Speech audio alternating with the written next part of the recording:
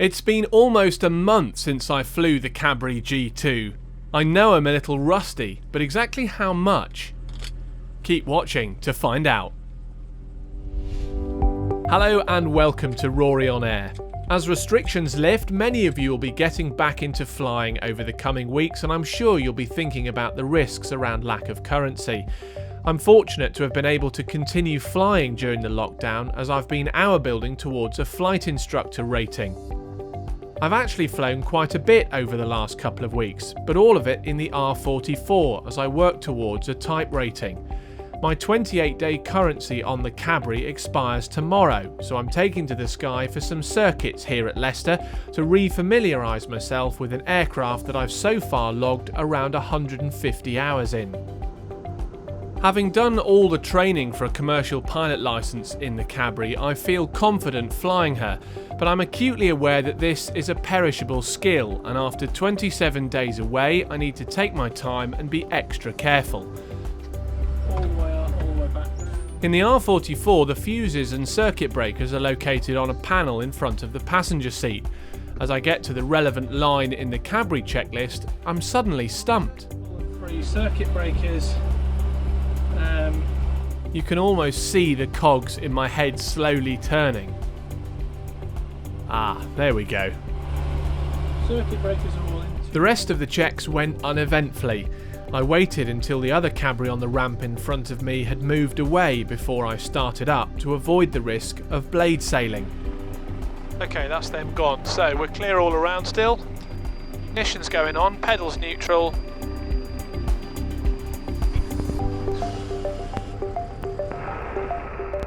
Quite high, isn't it? And I had to wait again while the oil pressure dropped enough for me to do the magneto and plasma checks. I had noticed the engine oil level was quite high when I did my walk around, so with a cold engine this reading wasn't entirely unexpected. Cold, it's more viscous, which means we've got a bit more pressure anyway, so I'm just going to be gentle on it for a moment while that warms up slightly, and hopefully that'll drop a little bit and then I can bring it up, because normally you warm at about sort of midway in that gap there. Your pre-takeoff checks, warning lights are now all out, temperatures and pressures not quite all in the green, oil temp is, and we need to bring that down before we can lift. Carb heat is on automatic. Fuel, we've got 94 litres now, which is fine. Power and performance 34% with the pedals neutral. RPM's in the centre of the green arc. Landing light, nav light dims in this, so we won't have that. Landing light we will have on. Collective friction is off. And we'll wait until we get the oil pressure into the green arc. Oil temperature's okay where it is, because we're not going to pull into the yellow with just me on board, even with 94 litres of fuel. With the checks complete, the engine warm and all the gauges in the green, I was ready to lift. But as you'll see, my lack of recency in the Cabri shows as I begin to get airborne. So we've got a bit of a crosswind from the right. We'll lift, we'll come straight forward, tail clear to the right, and have a check of the pad and then fly out, and we'll probably go off on runway 28. It looks like they're sort of hovering over there. We'll go out in front of them and we'll fly circuits either to the H or to the runway, keeping clear of the other aircraft that are there. We've got 2 other Cabris out today. Cloud base not a factor, wind's really the main risk today, and the fact that I'm rusty. So all the lights are out, we're clear above. Leicester traffic, heli centre 45 lifting and taxiing to the H, visual with company traffic. So we're going to be light. Bit more right foot.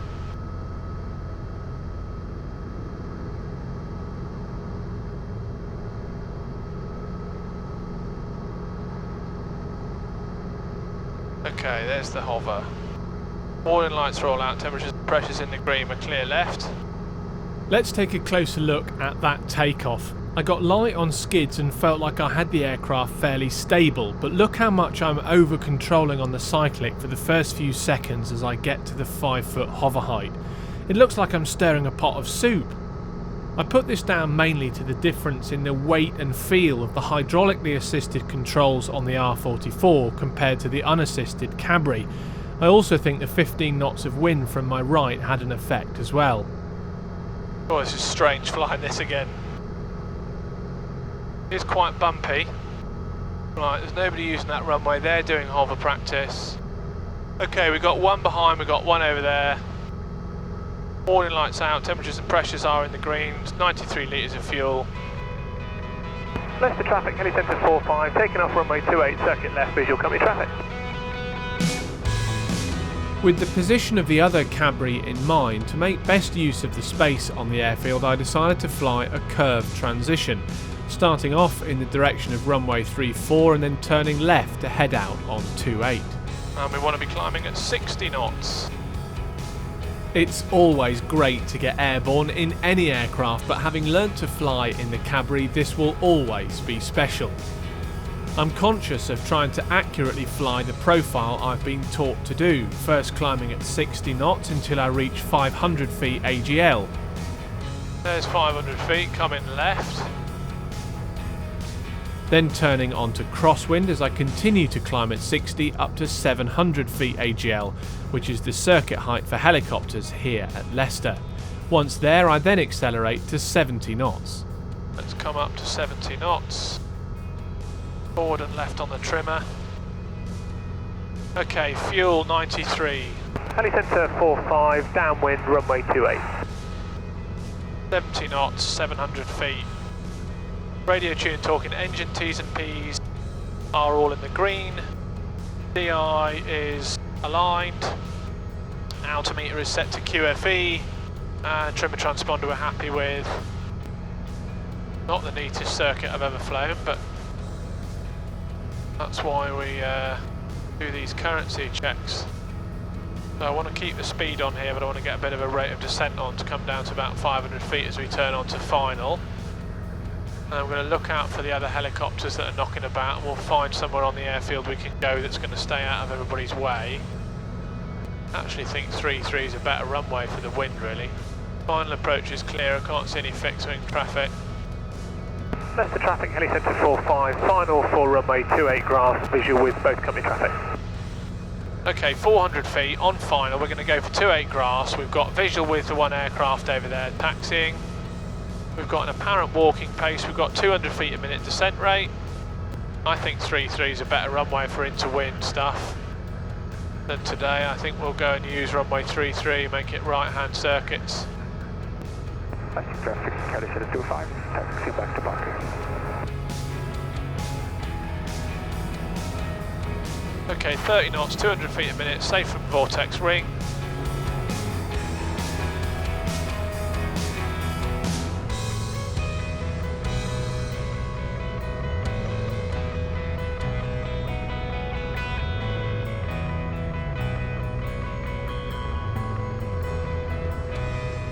Okay, that's one circuit done. Clear all around, clear above, warning lights out, temperatures and pressures in the green.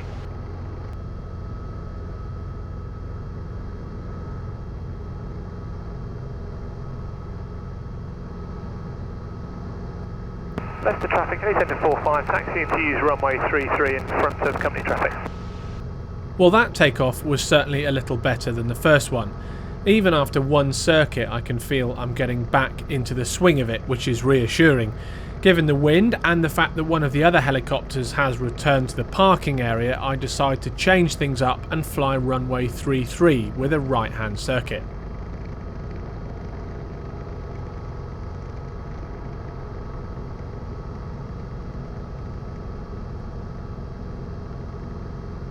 Okay, warning lights are all out, temperatures and pressures in the green.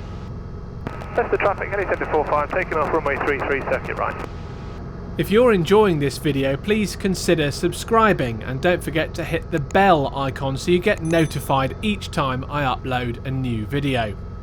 I'd also love to know what you're doing to mitigate the risks of skill fade after months away from the cockpit. Leave a comment below or get in touch with me on social media.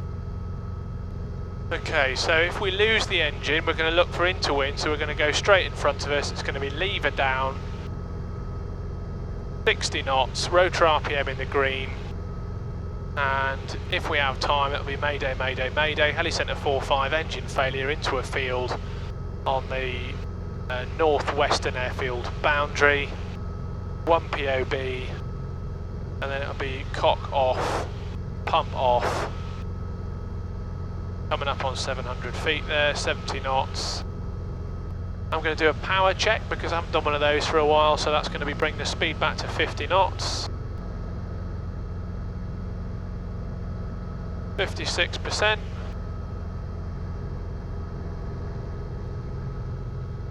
All the way up to the bottom of the yellow.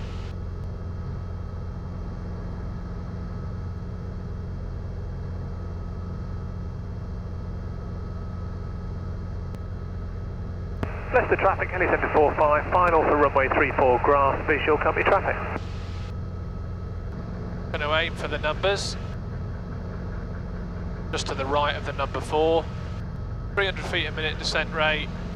Going to arrest that slightly, 50 knots. 200 feet a minute, 30 knots.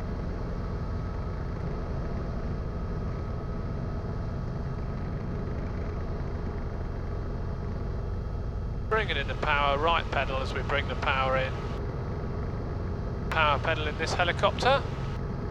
And there we are in a hover. Let's do a hover power check. Up 60%. Leicester traffic, helicentre 45, taking off runway 34, circuit right. Warning lights are out, temperatures and pressures in the green. Nose forward. There's translational lift.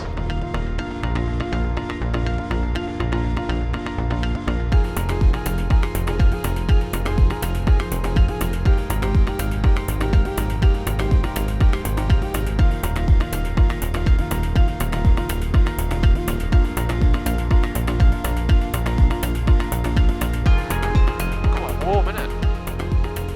60 knots in the climb. More power available so we can get a better rate of climb on. Quite windy today. Right, what are we on? 27 minutes. Well, we'll probably make this the last one then, and we'll try and shut it down before 36 and call it a 0.6. So I might cut this circuit slightly shorter. There's nothing to stop me here. At 500 feet near enough. If we lose it, we'll go in this field in front of us. Leicester traffic, helicentre 45, final for runway 34, grass, visual with fixed wing taxiing. Cabri, Foxtrot Mike Kilos, holding short runway 33. Right, we'll keep the speed on because they're waiting for me. This is a bit faster than I would normally come in, but it's expeditious. 70 knots, 400 and 500 feet a minute descent rate on, so we'll start to slow it down.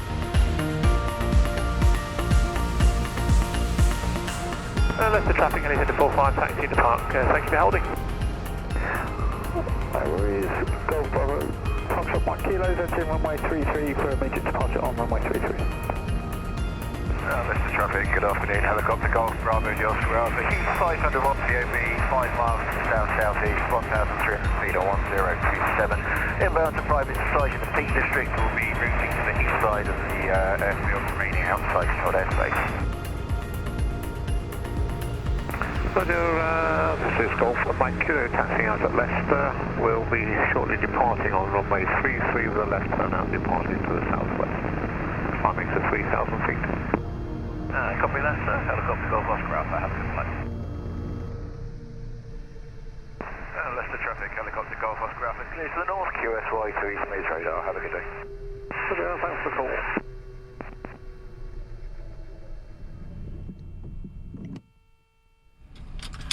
Well, that was good fun.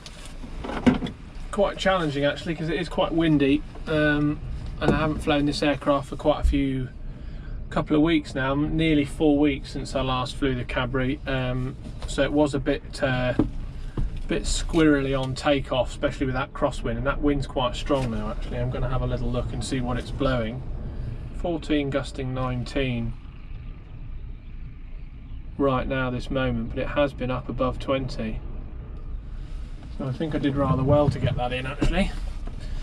It is weird using your right foot and left foot alternately, but I think for me the main thing to take away from that is just look out the window and press which pedal you need to press to make it work. But it's worth having a bit of a think about it before I took off, just so that I knew what was likely to happen with that wind. We did a power check, done a bit of hovering, we did a set down over there, so it'd be 2 landings. All in all good, and that's me checked out for another 28 days from now, so that's pretty good. Thank you very much for watching, everybody. Hope you enjoyed that. The next thing you see from me will probably be a solo trip in the 44, possibly. Fingers crossed. I've got my R44 type rating test coming up shortly, so hopefully that'll go okay. Get that passed if everything goes well enough, and then I'll be able to go off and log. I think I've got about another 2.5 hours I need to do in the 44 before I'm allowed to take any passengers, so I'll do that either in one flight or two, probably two, and get myself ready for once things open up again in April and I'm allowed to take Lizzie. So yeah, thank you for watching. I'll see you in the next one.